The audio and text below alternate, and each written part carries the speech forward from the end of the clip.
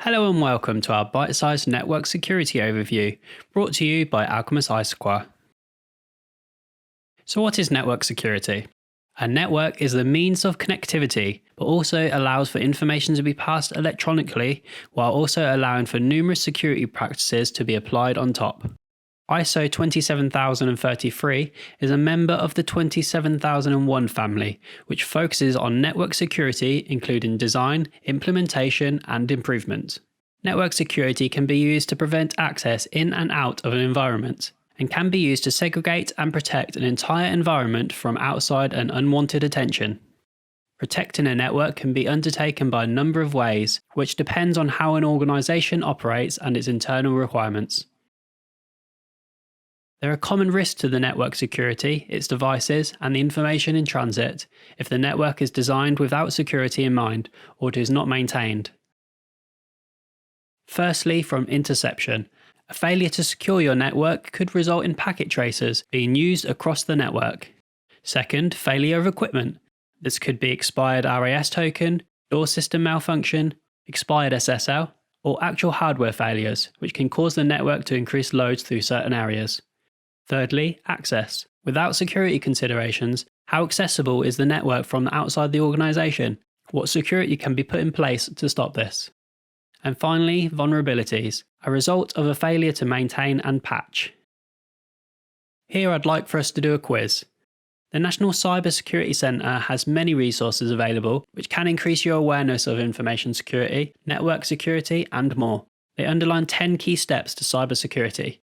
Do you think you can identify these 10 key steps? For each risk, can you identify common risks and the risks if the step is not used? Why don't you pause here to see if you can come up with a list before we give you the answers?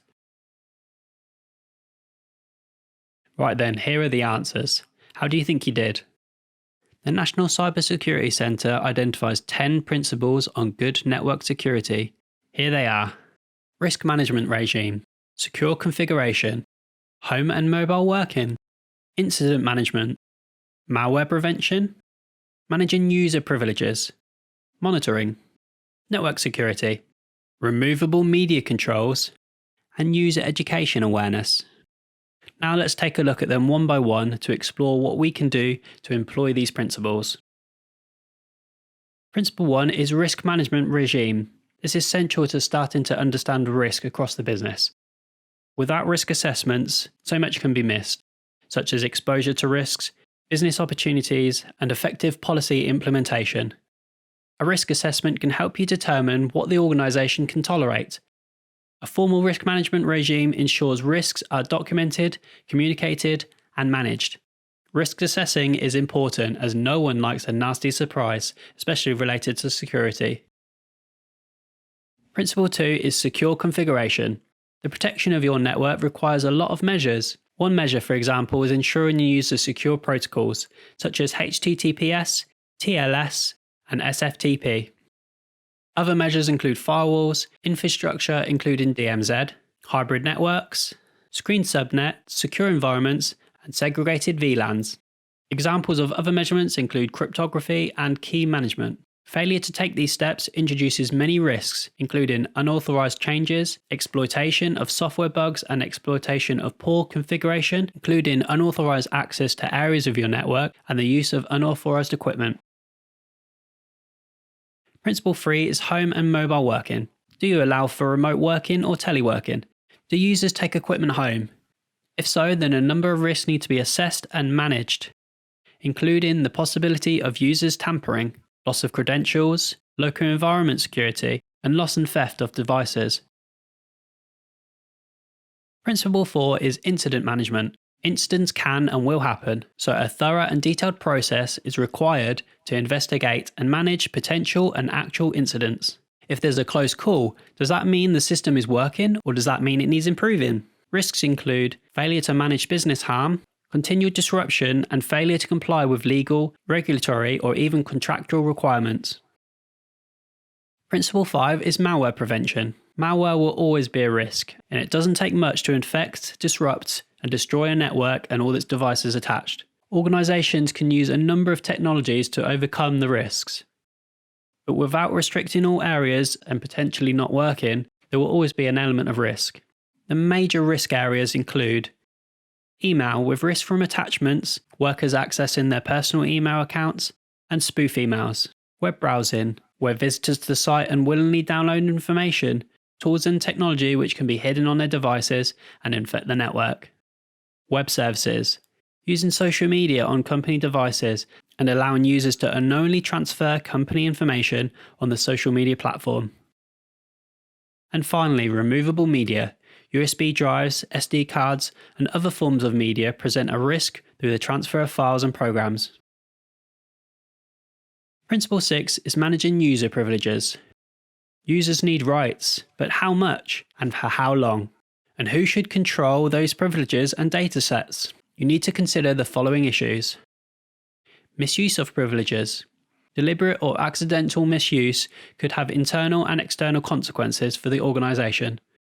Accounts. Attackers will always look for higher privilege accounts, so all default administration access should be removed or altered. Security controls. If a higher privilege account is compromised, the attacker could make system changes to further disrupt your attempt to recover your system. Principle 7 is monitoring.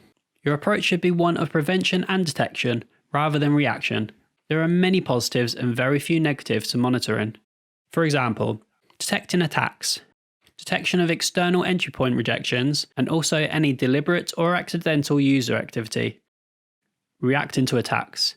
Being aware of an issue will allow you to take more effective response as opposed to reaction response. Accountability of activity. Failure to monitor activity can lead to attacks going unnoticed, and non-compliance can lead to legal implications.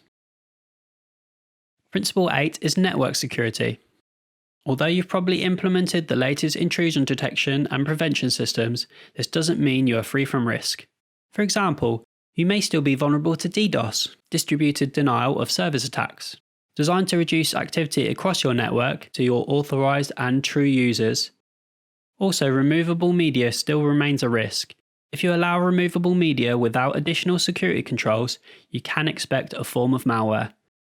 And finally, poor network design or vulnerability. This may allow access to your network whilst open, compromising your information. Principle 9 is removable media. Although removable media such as USB memory sticks has the opportunity to bring something nasty to your network, you're also at risk of what can be taken out of your organisation and the damage that can cause. So removable media can result in loss of information, which is often due to relaxed controls or even a malicious employee. It also creates a risk from the induction of malware, and a surprise that you could, do without. This can result in reputational damage once it gets out that your organisation is a victim and you have, for example, compromised clients' personal information. It could also be legal consequences, resulting in action from the ICO.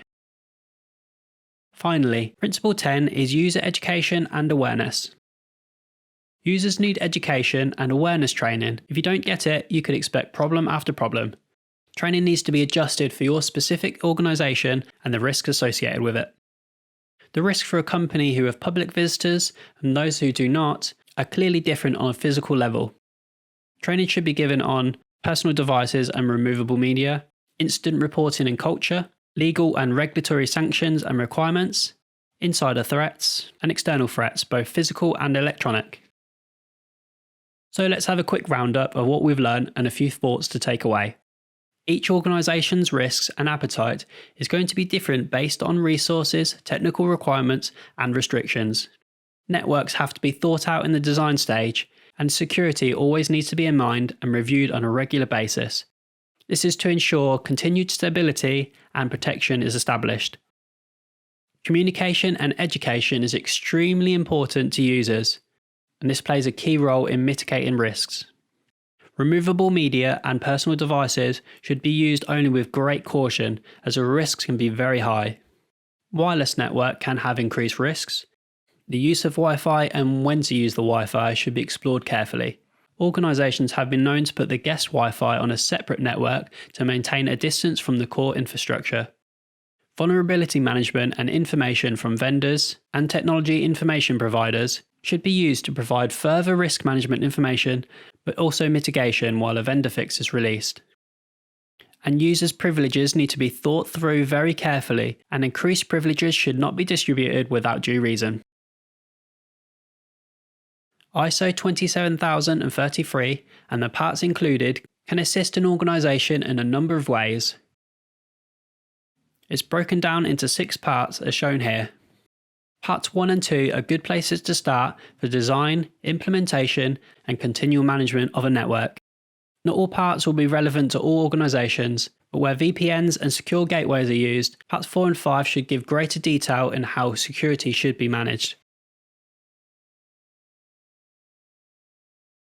So to bring this to a close, there are ISO standards out there which can aid with cybersecurity. They help with design, implementation, and ongoing management of your network security. Alcumus can help you with this whatever sector you're in. Don't forget, Alcumus offers a range of training, certification, and software solutions to help meet your business needs. We're here to help you every step of the way. Check us out on alcumusgroup.com, or alternatively you can call the office on 0343 253 8871 and see how we can make your organisation safer, healthier, and stronger.